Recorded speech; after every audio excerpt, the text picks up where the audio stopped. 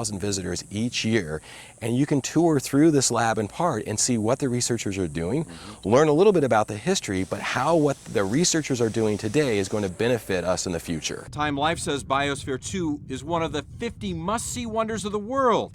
Back in the 1980s, this was a $150 million idea financed by billionaire Ed Bass. Biosphere 2 was originally built really with two missions. The one that captured everybody's imagination and headlines was this idea of space colonization and travel. So this was all coming about sort of in the early to mid 80s, and they actually started construction in 1987 and completed in 1991. But the underlying foundation for Biosphere 2 and the reason they built it was to better understand Earth systems. To understand Earth, or Biosphere 1, they constructed an engineering marvel. The glass and steel structure is impressive. It covers over 3 acres. So they put a rainforest, an ocean, a savanna, a mangrove area, a desert. All to help understand Earth's systems and to support the full-scale experiment that began in September of 1991. 8 people were sealed inside. And their objective and goal was to stay inside for 2 years and only be dependent on those resources which were inside the facility. They did run into several challenges. Oxygen levels began to fall because of an imbalance between plants and soil, so they had to add oxygen. Despite a productive agricultural system, they had trouble feeding all 8 people.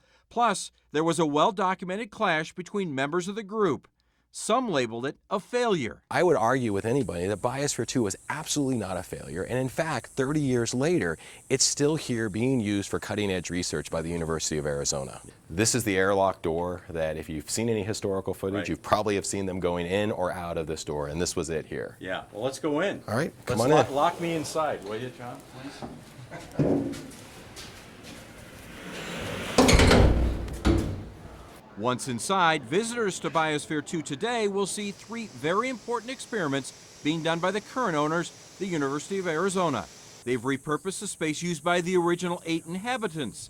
The 3 side-by-side greenhouses are now the first of its kind Earth science experiments. LEO, the Landscape Evolution Observatory. So this experiment was specifically designed to understand the fate of water in semi-arid environments. Specifically, it rains in the mountains, how much water ends up downstream for you and I to use. Right. And as the landscape changes, how does that impact not only the quantity, but also the quality of that water? Researchers monitor 1,800 sensors in the soil. They'll add plants at the end of the year to see how it changes the dynamics and behavior of water.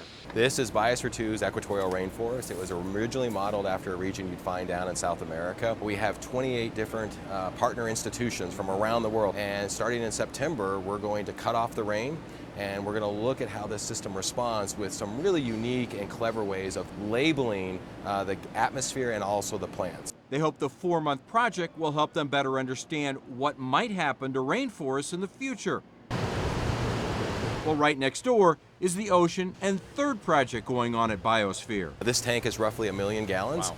And some remarkable research took place in here early on, looking at how corals respond, specifically to changes in atmospheric CO2. And today, we're looking to actually revamp this system for a new set of experiments that too are going to look at how corals respond, not specifically to changing atmospheric CO2, but first and foremost changing temperature. Imagine coral reef research being done here in southern Arizona. Just part of the remarkable things being done underneath 7 million cubic feet of glass. Because we know these problems aren't going to just impact us on specific regions, they're going to be worldwide. And so this is a great asset and resource for people to use to bridge the gap between what we do in a laboratory and what we observe in the field. Yeah, it's pretty amazing work. John, thank you for the tour. You're welcome.